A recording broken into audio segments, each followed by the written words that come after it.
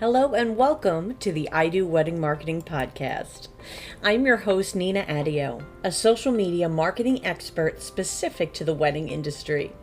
On this show, I discuss tips to help you DIY your social media, as well as getting the confidence and income to outsource it. Thank you for allowing this episode to come through on your Bluetooth, your car radio, wherever it may be you're listening from today. Now, let's take your wedding business to the next level. Hello, guys, and welcome to the I Do Wedding Marketing Podcast. It is Nina here, and I am excited to talk to you about something that I actually find is very timely. Now, you may think when it comes to digital decluttering, and I'll get into what I mean by that in a moment, that it may go along with the spring cleaning. But I actually find that right before the holiday season and also engagement season is the best time to consider a digital declutter. So, what do I mean when I say a digital declutter? Now, personally, when I do this, it means I am clearing up digital space. Maybe I am starting to save and remove photos that are in my gallery. Well, for me, it meant I was dwindling down on my YouTube watch later list and my podcast queue list. I don't know how you guys listen to content, but for me, whenever I would see my subscriptions posted something, I would just add it to a list to listen to later. And when I could listen, I would have this huge, massive list, and it just got too overwhelming.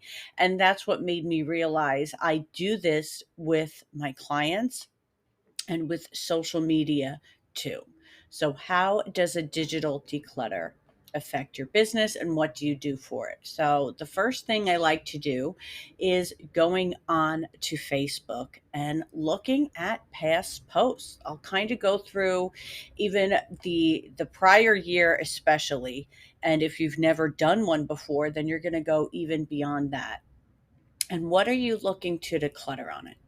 Okay, for me, what happens all the time is around the holiday seasons, people will Google Thanksgiving event and the area. Ooh, that's a loud car. Did you guys hear that one?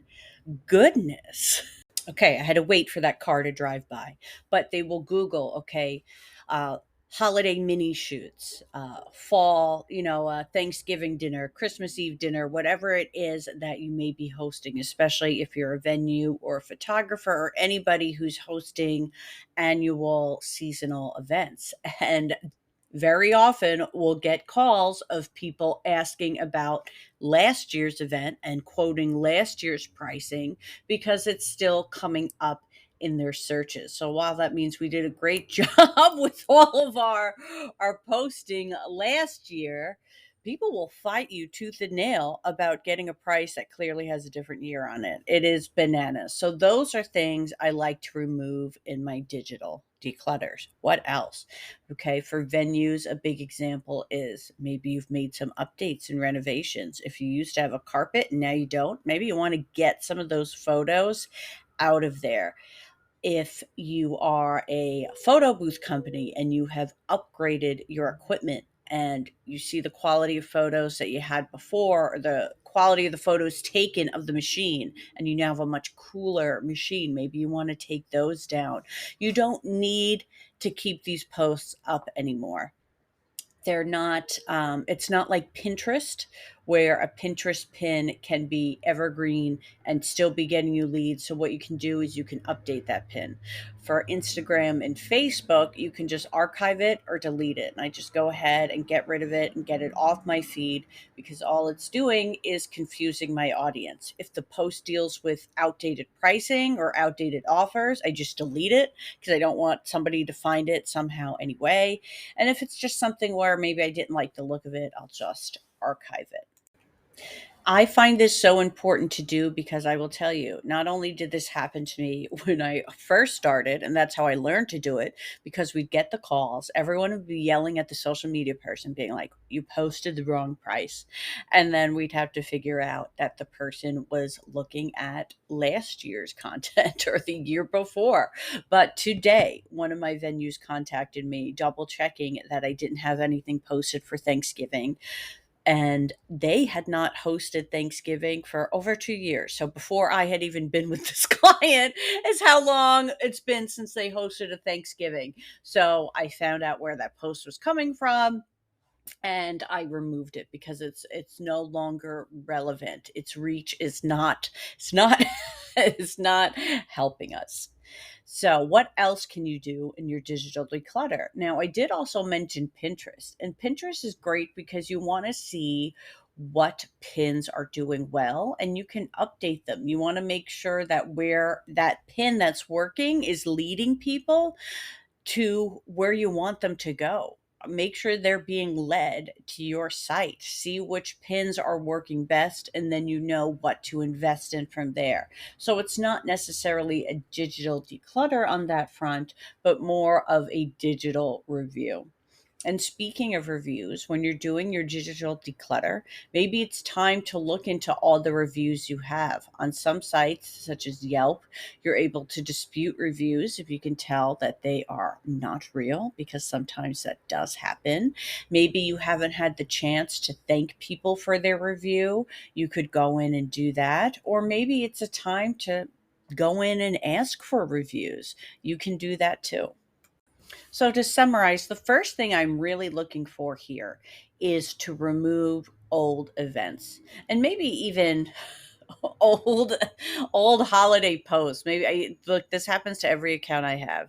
When they first started posting, which was probably like in 2011, it would be all these really tacky like graphics that would be like happy Mother's Day. It would just be such a clip art tacky post. I just like to get rid of them, okay? I just like to get rid of them when I'm doing this.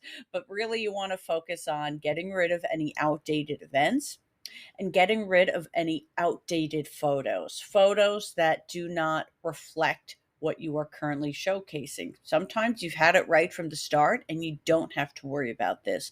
But other times they have been changes and you do want to remove these things so that there is no risk of you confusing your audience. Because even though we just assume that they're seeing the most recent posts, you never know how far they're scrolling, what's being shared, and what's popping up on their feed.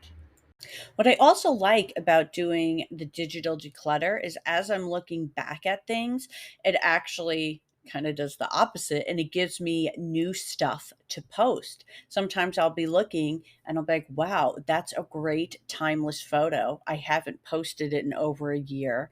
Let me see if I can repurpose it. Let me see how I can use it again. Or perhaps when you're doing a declutter of your own photo gallery, your own photo roll, that's when you can start to pull photos that you can use for your content. I love doing that. I'll kind of create a folder. For me, it would be IDWM. I do wedding marketing. And when I see photos that I could use for that, I'll put it in that folder and clear the other things out.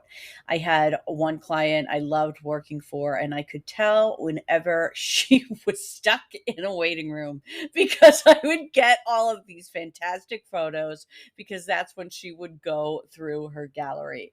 And that was always so much fun. So even though we're decluttering, it's helping us create more content and more focus. So go through your camera roll of stuff that's just been sitting there, and you're going to be able to pull some content that you haven't used yet, or maybe that you haven't used in years. I'm really curious to see how this concept of a digital declutter benefits you guys. Another way it has really benefited me is by decluttering who I'm following or who is following me. What I will find is sometimes you notice fake accounts are following you or people who have not been active on the platform in many years. And I just like to remove those because they don't help my engagement. That's a personal choice and option. Many of my clients do not want a single number removed from it, but my approach is if you know it's a deleted account, an inactive account, a fake account, then it is not serving you. And sometimes you do want to omit who you are following. Some people you are following, it's just cluttering your feed, cluttering your mind, and not helping you personally or your account. So I will go ahead and remove those two and kind of start off with a clean slate. It doesn't have to be anything expansive, right? You don't have to get rid of hundreds of people, but maybe there are just a few accounts that you realize, you know what? This is cluttering my life. I want it out. And in the spirit of decluttering, I am going to keep this episode short and sweet. Let me know how this concept works for you when you give it a try. If you'd like to connect with me, I am offering Instagram audits and strategy calls over at idoweddingmarketing.com. And of course, there is my ChatGPT for wedding marketing course that is now available. It is a 3-module, 90-minute video course showing you how I use the platform to create more content and more engagement on social media for wedding clients. I will be back next week with another episode of the I Do Wedding Marketing Podcast. Thanks for being here.